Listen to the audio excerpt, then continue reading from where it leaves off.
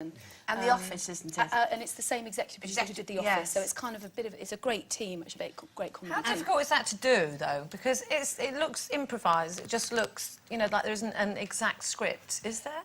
There's a very, very exact, precise script with lots of very, very kind of tightly woven dialogues and lots of interjections. And so we kind of just all, I mean, we did a lot of rehearsing. You know, we'd always be rehearsing offset, trying to get the speed up and make sure we were all not treading on each other's lines and making sure we could really nail it. So you're not ad-libbing round it then? It's all absolutely... Oh. No, unless you know, unless that sort of John seen a bit of ad-libbing and sort of liked it and said, yeah, OK, you can keep that, but absolutely, generally, absolutely not at all. Yeah, so it's... But it feels quite loose and ad-libbed. Yes, you portray the Olympics deliverance team. Yes. Deliverance kind of has a terrible connotation, doesn't it? Have the real Olympics deliverance team been involved in this at all? Well, I did. I went to see the screening, actually, with them, and Seb Coe, and he was there. Was he squirming? Was he laughing? He seemed to really enjoy it. Actually, no, yeah, Is he in it?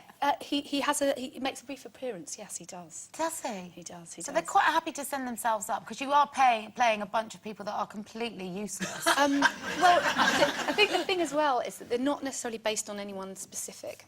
I think kind of John was just sort of really excited about the kind of idea of creating an imaginary kind of Olympic deliverance committee, because obviously there are people who you could say, OK, well, that's probably him and that's probably him, but they're absolutely not based on those people at all. They're just kind of, it's all out of kind of John's... So how did they take it at the screening when they saw how awful you were, for example? Well, they seem to really like it, actually. Yeah, I mean, there was one person who had spoken to me before the screen and then didn't look at me afterwards, and I'm not quite sure why.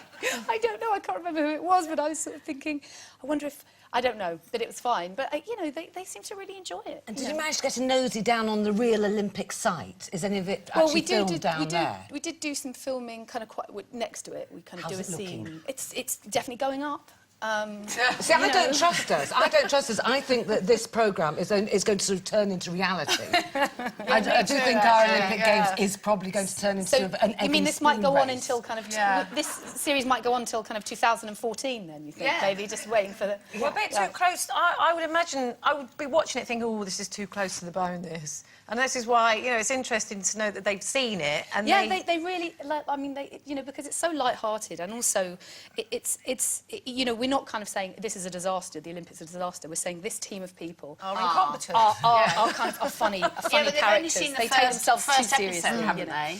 I think they saw the first and then I think the last, actually. So I've read such good previews for this, and people are saying it's the modern-day Dad's Army, and I think that that's a real compliment. That is a compliment. Yeah. Well, talking about dads, you have 3 children. I do. One son. Do you find the difference with boys versus girls? Do you buy into what we were saying about the rough and tumble and the levels of testosterone? Well, I think, I mean, I don't know if, I wouldn't say that like that sort of testosterone aspect necessarily applies. I agree with you, Jenny. I think there's different types of boys as there are different girls, as there are different dads.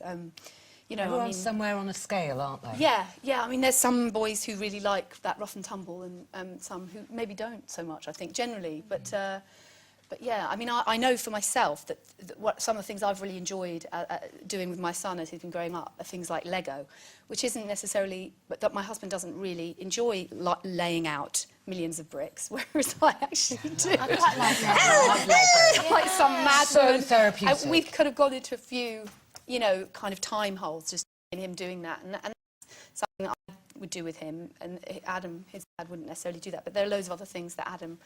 you know, does. I mean, in the end, it's you know, it's love and support.